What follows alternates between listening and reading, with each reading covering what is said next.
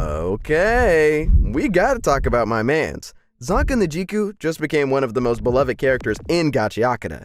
He's #1 in Shonen Magazine's popularity poll and #3 in K-mangas, and just about everyone in the entire fandom, me included, can't get enough of him. But the common question of the day is, how? How did a character who built his entire identity on mediocrity become the fan favorite of the entire series? Why is everyone glazing this boy? It's not like his raise is all that. So, to answer that question, we're going to be bursting this mystery wide open. And by the time we're done, you'll realize that everyone has a little Zanka inside of them. Pause. Now, you probably already know this, but the world of Gachiakuta is trash. And I mean this quite literally. Like, everything is covered in garbage. The air on the surface is toxic, and it's so bad that the trash actually spawns monsters made out of trash. And yet, on top of all of that garbage, there's a place called the Sphere. A floating utopia where the elites live in comfort and luxury, and they throw their garbage into the aforementioned trash dump below, which is usually referred to as the abyss, or the ground, or Mineta's powers. As you can imagine, the elites above treat the people below who live in garbage as, well, garbage. They're considered unclean, dirty, the filth of the earth, which is exactly how sub-fans see dub watchers. Yeesh. Anyways, fun fact, this sphere and ground divide actually ties into Japan's historical treatment of the Burakumin people. Now, sit down, because you're about to get a history lesson. You see, there used to be an entire group in Japan called the Burakumin. They were basically treated as subhuman citizens for centuries. The general population of Japan treated them less simply because they were descendants of feudal-era outcasts. These are people who were told to do the menial jobs that the ruling class considered spiritually unclean, like grave digging, meat butchering, tanning, and of course, prostitution. They were segregated into separate districts. The rest of society considered their spaces polluted, disposable, and overall unhygienic. Whether that's an intentional metaphor or a simple case of art imitating life, that's up for interpretation. And the idea for all of this comes from a very personal place for Kai Arana, the author behind Gachiakuta's surprisingly compelling story. See, Arana credits several of her childhood experiences as what drove her to come up with both the core concept and the power system of the world she's built. To quote her, "I had a pen that I really loved and I broke it in two. Along with the sense of loss, I had a feeling like the pen was pleading with me." This directly inspired the idea of a system where hanging on to damaged objects and treating them with love translates into some kind of power. Even her partnership with the graffiti artist Hideyoshi Ando is just more of a metaphor for Gachiakuta's core themes. After all, graffiti is what happens when people with no platform decide to claim their own space over stuff that already exists. On walls, infrastructure, or even garbage dumpsters. It leaves a mark that holds a piece of the artist within it. That's where Genki comes from, and few people in the whole story are as in tune with their Genki as Zankanajiku. See, Zanka was born into one of the most prestigious families on the ground. The Najiku family is Hellguard royalty. His older sister Kyoka is the captain of Red Horn Squad 1. His older brother Goka is her second in command. His mother is the HQ commander of all Hellguard units. In this family, becoming a Hellguard was their family legacy, and thus something that was expected, not something to be chosen as an option. That alone endears a character like Zanka to many, because the pressure from your family to be something you may not necessarily care for is a painfully relatable part of life. And so, Zanka enrolled in the Central Hellguard Training Academy, and he did not struggle. At least not anywhere that could be seen. He rose to the top of his class faster than nearly everyone. But that is where he becomes even more of a lovable and relatable character than just some nepo baby. Because while his classmates assume he's just a natural genius and talk about his gifted blood in the hallways, that was never actually Zanka's reality. The boy heard every word of their assumptions and envy, and he never corrected them, even though he was working harder than any of them when no one was watching. That is the lie at the center of his identity. He let everyone believe the effort was effortless. He built his entire sense of self on that image. The exceptional Najiku heir who could beat anyone without breaking a sweat. The boy crushed under the weight of his family reputation and what was expected of him, yet standing up anyways. The Golden Throne, the highest honor given to the year's top trainee, was supposed to be the moment where everyone saw what he was. But things didn't really work out the way he thought they would. Enter Hyo, a girl from the slums with no prestigious family name or so-called gifted blood to speak of. She got into the academy purely because her raw talent was undeniable. In the mock battle that followed her arrival, she defeated every student in the class, including Zanka. The way the manga depicts his reaction to that loss tells you everything. He didn't take it gracefully. Hell, he couldn't. I mean, can you blame him? He went somewhere alone, slammed his head into the wall hard enough to draw blood, and told himself it wasn't over. He was the best. He had not been beaten yet. She hadn't won. Hyo overheard him, and instead of mocking him, she asked him a question that stopped him completely. Why do you even want to sit on the golden throne? She answered it herself before he could. He wanted it because he wanted people to call him amazing. That was it. Not because of some higher purpose, not for his family, not out of genuine passion for the craft. He just wanted that validation. He wanted to be told that all the hard work he kept doing, the blood, sweat, and tears he was pouring in, the effort he was giving was all worth it. But how could any of that ever be seen in the way he wanted to be when he kept hiding it from the whole world? Then came the second blow, the weapon selection class. The students were told to choose from an arsenal, and the choice was meant to reveal something about their instincts. Hyo picked a straightforward katana, clean, direct, exactly who she was. Zanka picked a staff, not even a conventional weapon, but a blunt instrument that wasn't designed for combat. So I'm gonna put it straight, bro was LARPing. Bro picked it to seem unique, to seem special. And the moment he realized Hyo's simple choice had outclassed his elaborate one without her even trying, something in him caved. He isolated himself, falling into despair quite literally. The top of his class, the pride of the Najiku family, finds himself sitting in a well, unable to climb out. And then comes Engine. I'm not superstitious, but if fated encounters are really a thing, then this was the one Zanka was owed. Engine was just passing through with Ryo. He wasn't even there to deliver some speech or to save Zanka from himself. All he does is sit there and listen to Zanka's woes, and then he gives him an infuriatingly simple answer for his problems. If he really believes that he's not a genius after all, and that all he has is his own hard work, why not just do more of that? Why not work so hard that he overcomes that so-called genius anyways? Isn't that what he's been doing since day one? All that's changed is that he has an actual tangible target now in the shape of Hyo. And that right there is one of the most important aspects of Zanka's character, and what makes him so universally beloved. He's an underdog. Not only that, but he's the underdog who refuses to give in. It's the same reason people love Rock Lee, why they love Asta, why they love every anime protagonist who gets to where they are with their own blood, sweat, and tears over anything else. For Zanka, that talk with Engine is all it took to make him own that fire of self-improvement. That is all it took.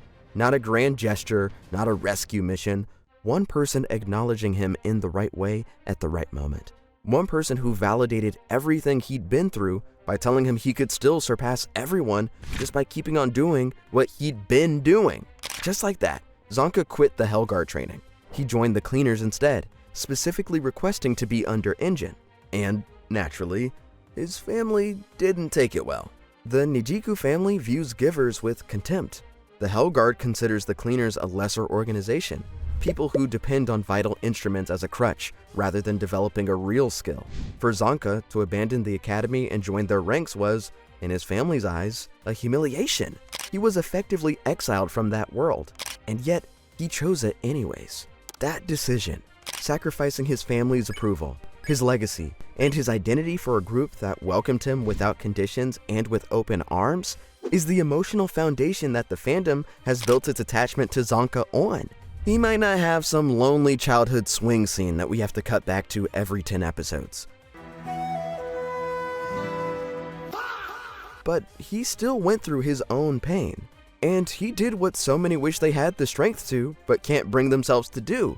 He freed himself. He broke the shackles of expectation, of unreal standards, and of toxic families that seem to only care about him when he's playing the role decided for him beforehand. He got out. He survived the collapse of the self-image he spent years constructing to find something better. The version of Zanka we meet at the start of the story has fully absorbed the identity that Hyo forced him into. He doesn't call himself gifted anymore, he calls himself average, mediocre, an ordinary person with no special talent. But the kicker there is that he doesn't use it as an excuse in the way his classmates at the academy did when they used to look at him. Instead, he uses it as fuel. His entire worldview is now organized around the belief that sheer, relentless effort is the only thing that matters, and that average people, because they actually have to think about what they're doing, can see things that geniuses miss. His quote captures it directly. "Geniuses can't see themselves more objectively than us normies. Don't look down on the mind of an average person." To be clear, he's far from humble. He still has enormous pride, but it's been almost entirely redirected. He no longer needs people to call him a genius. He needs to prove that the effort is enough, that he can keep up with people who were born better equipped, through nothing but refusal to stop. His vital instrument is the same staff he once picked out of a misguided desire to look special. What was originally an embarrassment has become the weapon he knows more intimately than almost anyone else he knows. On the opposite end of the underdog to genius spectrum from Zanka, Rudo Sherbrek is a genius. He's the raw, chaotic kid who awakens his abilities without understanding them and then nearly destroys everything around him. He's exactly the type of person Zanka has the most complicated feelings about. When Engine appoints Zanka as Rudo's trainer, it's a loaded assignment. Zanka's entire identity is built around the belief that effort can outpace talent. And now, he has to teach someone whose talent appears limitless. Their initial relationship is exactly as tense as you would expect. Zanka's dismissiveness and Rudo's stubbornness make it a foregone conclusion that they won't click.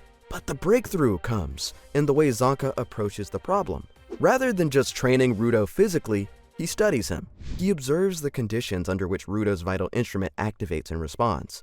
He uses his analytical thinking, the skill that compensates most for raw talent, to figure out what even Rudo himself doesn't understand about how he works. When Jabber first defeats and poisons Zanka in the Trash Storm arc, and Zanka has to return to that fight barely functional, it is this dynamic that saves them. Zanka, poisoned and hallucinating, figures out the logic of how to use Rudo's ability against Jabber. He pieces together the solution while his own body is failing him. That is who Zanka is. He's the guy who does the work even when it's costing him everything. And over time, Rudo starts to genuinely care about what happens to Zanka. He asks about his origins. He shows concern during fights. The mentorship becomes something more layered than a training assignment. And alongside Rudo, our connection to him as viewers deepens as well. The Jabber and Zanka fight is where a lot of the manga-only fandom points when asked why they're obsessed with this character. Jabber Wonger is one of the most chaotic figures in the story, someone the manga itself describes as canonically obsessed with Zanka in his character profile.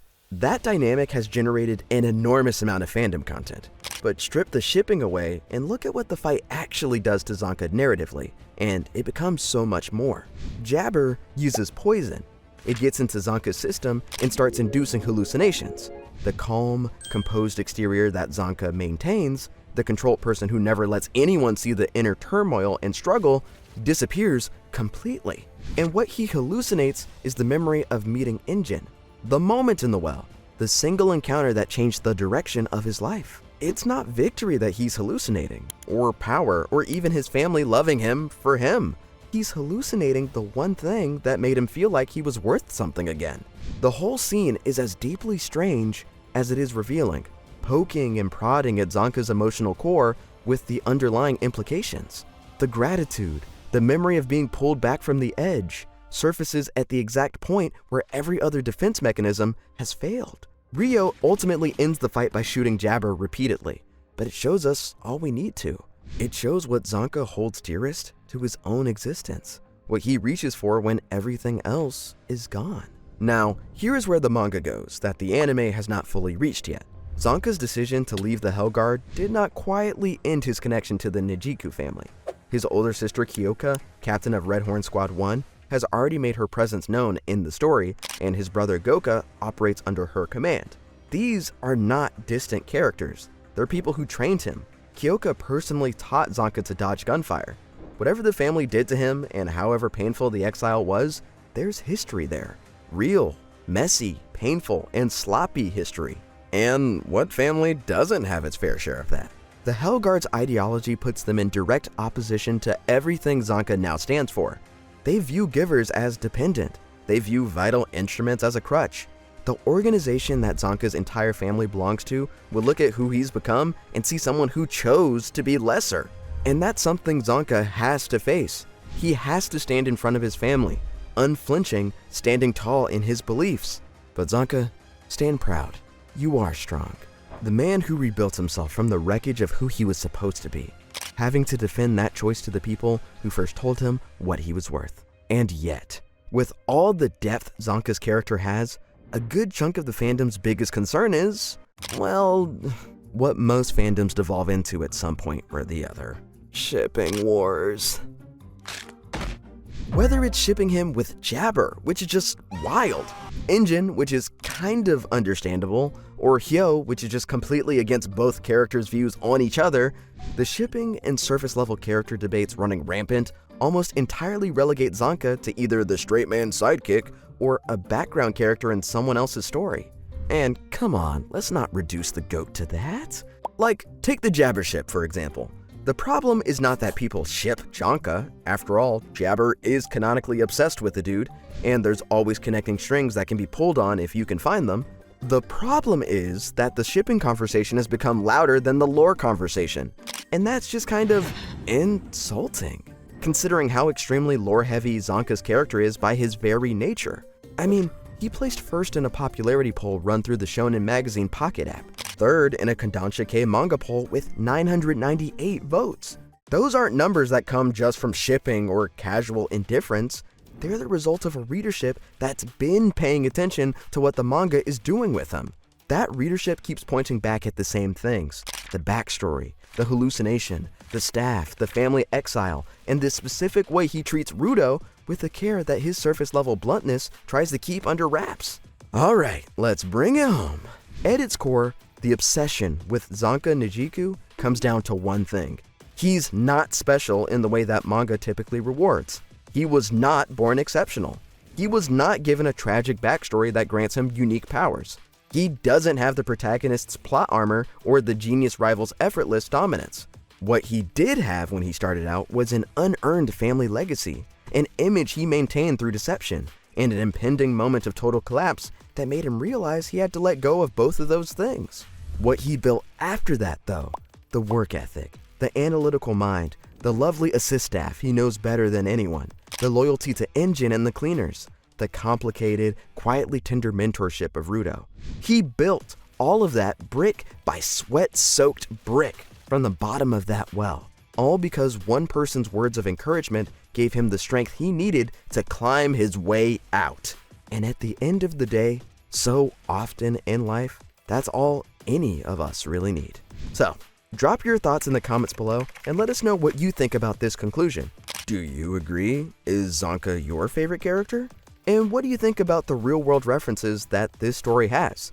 That's it for this video. And if you want to see more, then check out these ones right here.